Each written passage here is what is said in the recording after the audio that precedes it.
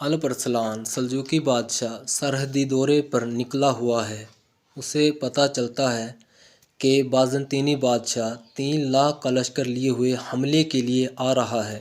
الپ ارسلان بادشاہ نے اپنے وزیروں سے مشورہ کیا کہ کیا کرنا چاہیے۔ وزیروں نے مشورہ دیا بادشاہ سلامت واپس دارالحکومت چلنا چاہیے، وہاں سے مکمل تیاری کے ساتھ واپس آ کر دشمن کا مقابلہ کرنا چاہیے۔ لیکن الپ ارسلان نے کہا جب ہم واپس دارالحکومت جائیں گے تو سرحدوں پر دشمن حملہ کرے گا، یہاں جو قتل و غارت ہوگی اس کا بوجھ میرے سر ہوگا، قیامت کے دن اس کا جواب مجھے دینا ہوگا، اس لیے میں یہیں پر ہی رکتا ہوں دشمن کا مقابلہ کرنے کے لیے۔ وزیروں مشیروں نے بھی آپ کی تائید کی اور کہا جب آپ یہاں پہ دشمن کے مقابلے کے لیے رکتے ہیں تو ہم بھی پھر آپ کے ساتھ ہی ہیں، آپ کے ساتھ ہی جنگ لڑیں گے اور آپ کے ساتھ ہی شہید ہوں گے۔ سراج الملوک میں طرطوشی نے تاریخ کا عجیب اور تاریخ اسلام کا شاندار کارنامہ بیان کیا ہے۔ 26 اگست 1071 ملازگرد کے مقام پر بازنطینی سلطنت اور سلجوق سلطان الپ ارسلان کے درمیان ایک فیصلہ کن جنگ لڑی گئی۔ کہا جاتا ہے ملازگرد تاریخ کی ان جنگوں میں سے ہے جس نے دنیا کا نقشہ بدل کر رکھ دیا۔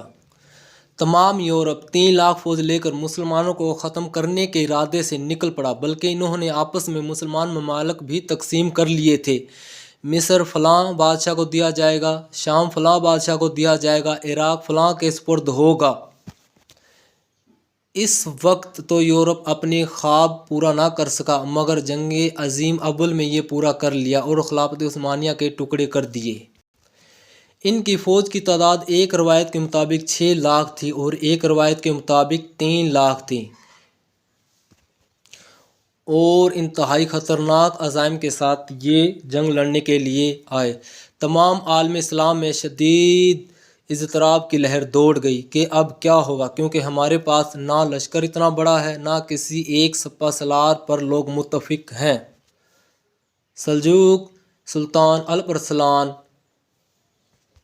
صرف 12,000 جی ہاں صرف 6 لاکھ کے مقابلے میں صرف 12,000 فوجی لے کر نکل پڑے اور ملازگرد کے مقام پر پڑاؤ ڈال دیا۔ بازنطینی لشکر کے پاس راشن مکمل، اسلحہ بہترین، منجنیقیں، تلواریں، ڈھالیں، تیر، ہر شے وافر تعداد میں موجود تھی، جبکہ مسلمانوں کے پاس کھانے کے لیے بھی کچھ نہیں تھا اور تعداد صرف 12,000 تھی۔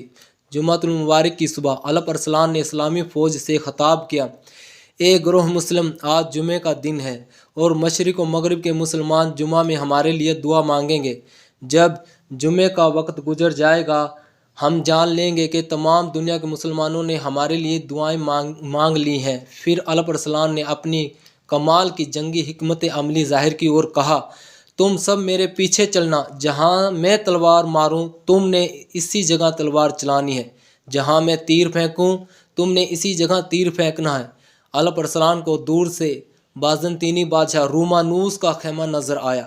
اس نے اپنی فوج کو حکم دیا کہ تمام فوج ایک ساتھ بازنطینی بادشاہ رومانوس کے خیمے پر میرے ساتھ حملے کرے، تو ایسا ہی کیا گیا۔ خیمے کے ارد گرد سب کو قتل کر دیا گیا اور رومی بادشاہ رومانوس کو گرفتار کر لیا گیا، اور مسلمانوں نے بلند آواز سے کہنا شروع کر دیا، بادشاہ قتل ہو گیا، رومانوس قتل ہو گیا۔ یہ سننا تھا کہ بازنطینی سپاہی حوصلہ ہار گئے اور بھاگ نکلے۔ مسلمانوں نے بازنطینی لشکر کو گاجر مولی کی طرح کاٹا اور بازنطینی بادشاہ کو قیدی بنا لیا۔ شام کو بازنطینی بادشاہ الپ ارسلان کے سامنے قیدی کی صورت میں پیش ہوا۔ الپ ارسلان نے پوچھا، اگر میں قیدی بنتا تو تم کیا کرتے؟ بازنطینی بادشاہ رومانوس نے کہا، اس میں کوئی شک نہیں کہ میں آپ کو قتل کر دیتا۔ الپ ارسلان نے کہا، تم میرے نزدیک اس قابل نہیں ہو کہ میں تمہیں قتل کر دوں۔